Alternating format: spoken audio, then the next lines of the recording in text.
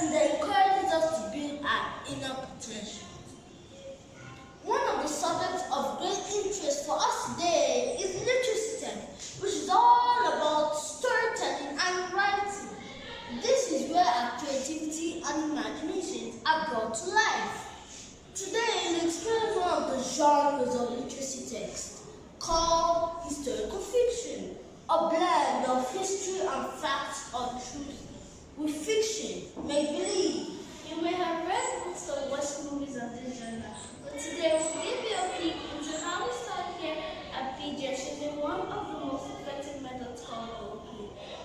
To discuss the details of what roleplay is and how it can serve as an effective tool in teaching creative writing, let's make welcome a literacy teacher for a call, Ms. Hamza.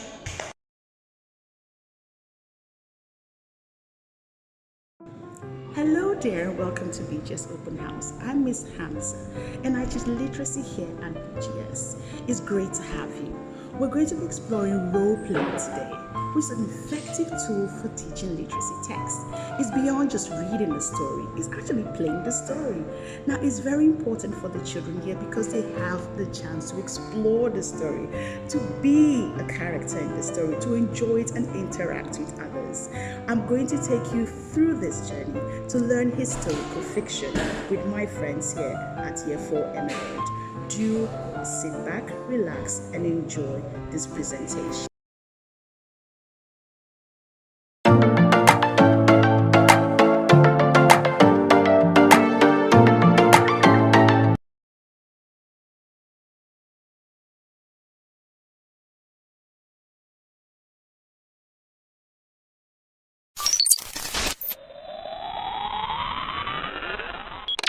Hello there!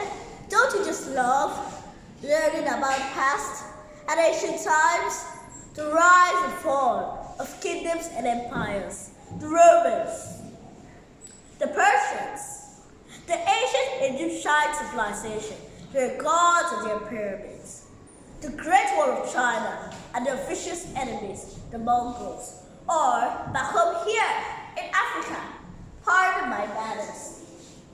I'm Professor Tamtam, a great historian. My job is to protect, document, and educate historical facts. Well, back to my speech. We can't forget Benin, the Asante Kingdom, and Africa in all of its glory during the pre-colonial era. We can't forget the horrors of slavery, where our brothers and sisters were bundled across the oceans to farms and plantations. Those were sad times. But why do we learn about history? Oh yes, we learn about history so some pretty nasty things don't repeat themselves like the world wars. History is what is real. It is what has happened to mankind, and we must learn from it. All this is history.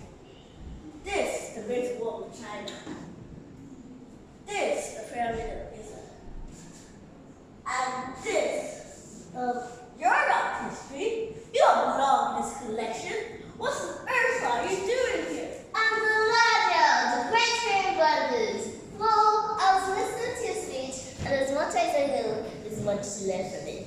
I couldn't help but feel a little bit bored, so you had to spice it up a bit. What?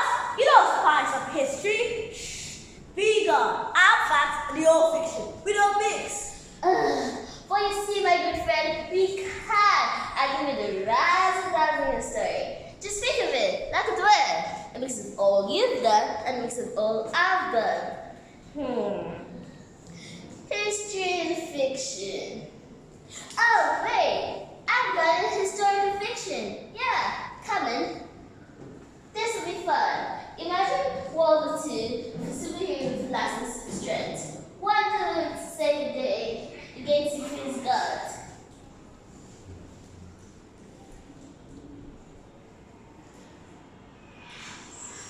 See? Come on, this will be fun. Imagine World War II with superheroes with lasting strength. One to save the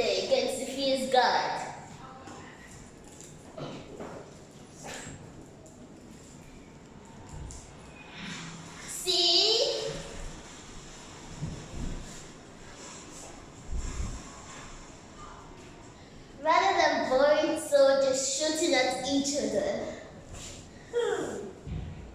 I like it. Then, let's see.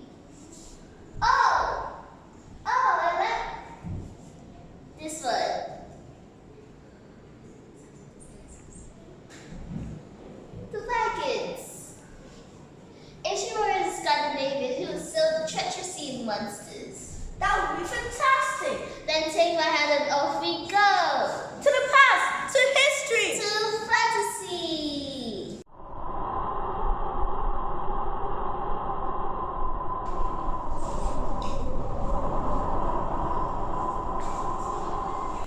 We're here. Scandinavia. Land made up of 3 countries. Sweden, Norway, and Denmark. These Norsemen or Northmen were mostly fishermen and farmers. But the Vikings were also fierce warriors. So when their mountainous lands became hard to cultivate crops with, it sought a better land over the seas. They were also expert boat builders too. They planned the lands along the coast, like Great Britain. They even went as far as North America, right? Impressive. So you do know history. What story shall we be telling today? The son of Erik the Viking, a great Viking warrior who was so deadly skilled facing fierce monsters. Then let's begin. Chapter 1. Erik the Viking. This is a tale of a Viking warrior who lived hundreds and hundreds of years ago. His name was Erik. One day, Erik said to his wife, I must find the land where the sun goes up tonight. but his wife, sad word, said to him, No, not been to that far country. Who does? He has been in my tongue. You're right. said Erik. You're tough, so that distance land. I shall never sleep my bed again. So he called his son Ivan, who was 15 years old, and said to him, Ivan, you must look after your mother, as you are the man of the house now. his son answered his bride, I shall protect you with my life. Father, may God be with you. and so he took his mother away, with great hopes to keep his promise. Troubled by his quest, Erik decided to visit the greatest boat builder in Scandinavia, Floki. I'm on visit Floki, the great boat builder. Said Erik, and so his great quest began.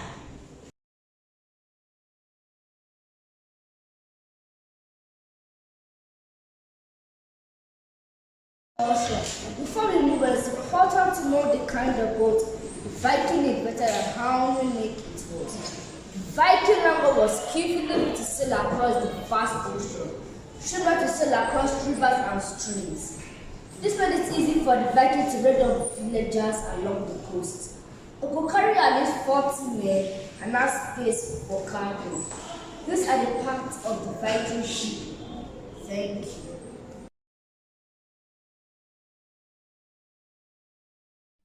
Chapter 2. Floki and Erik. When Erik arrived at Floki's boat, the crazy old boat builder sensed his troubles. What ails you, my friend? You troubled like a boat on deadly waters. I see the land Floki, the land where the sun goes up tonight. Floki became worried and replied, Then surely you seek death. That's what becomes of all who seek it. You shan't return. but this did not deter Erik, who stubbornly replied, The Lord shall die with God of Valhalla. You shall be with me. Me? replied Floki, even more worried by this request. Yes, Floki. Build me a boat that will make history, a boat that will take us to that land, a boat to tell tales by the Valkyries. Floki knew there was no change in Erik's mind, and he couldn't lie that he had been restless, waiting for some adventure. Sheepishly, he replied, You are crazy, Erik, son of Ragnar, but I'll build your boats. Erik left that day. Floki set out to build the greatest Viking boat to oversail the seas. He worked tirelessly, day and night, to ensure it was nothing short of perfect. And when it was done, Erik returned.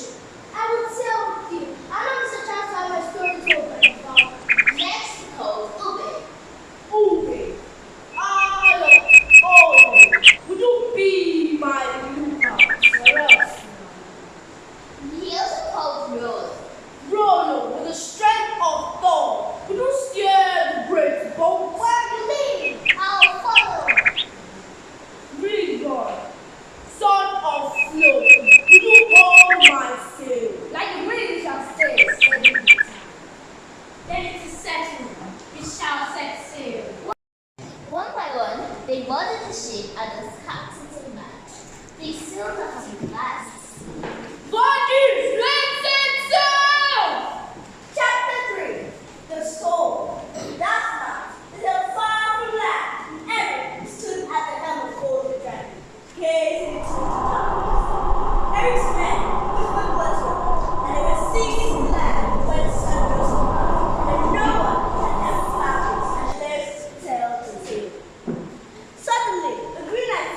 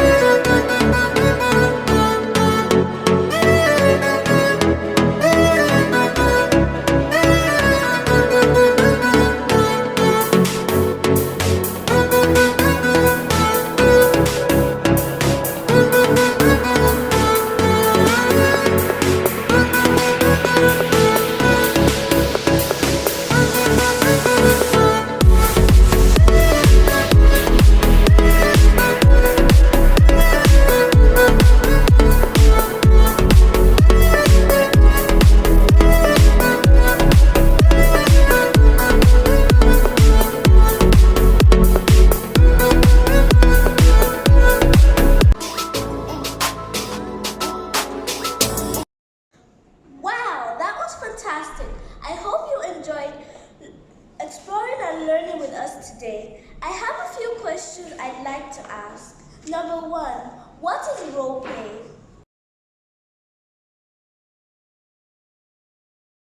Number 2, from this presentation, discuss how effective role play is as a teaching method.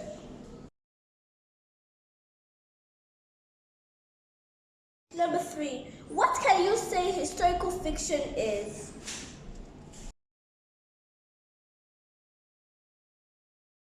It's been great having you on board.